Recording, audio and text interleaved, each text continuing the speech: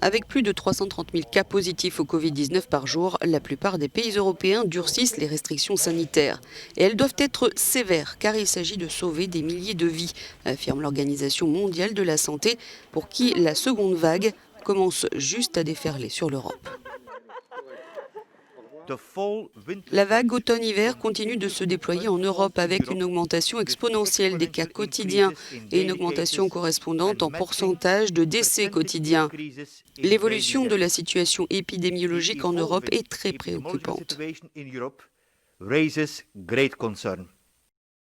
Aucun pays n'a encore évoqué la fermeture des frontières comme lors de la première vague.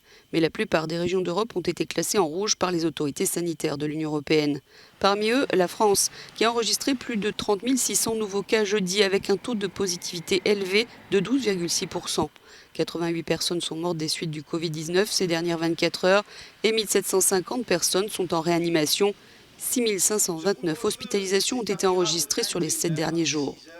Mais la question se pose d'un assouplissement du couvre-feu de 21h à 6h du matin en faveur du milieu culturel. Le Premier ministre français, Jean Castex, déclarait hier qu'à 21h, tout le monde devra être chez soi.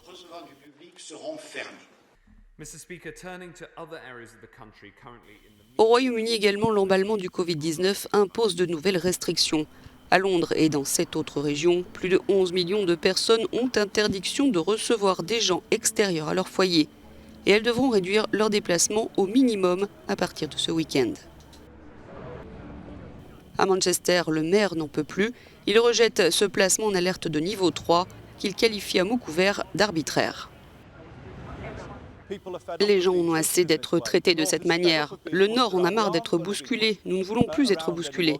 C'est une pandémie où la vie des gens, leur emploi, leur entreprise et domicile sont en jeu. Vous savez, il ne s'agit pas seulement d'un petit jeu où on fait de la politique, c'est réel.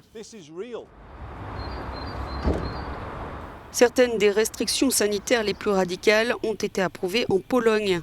De nombreuses régions, dont la capitale Varsovie, ont été classées en catégorie rouge.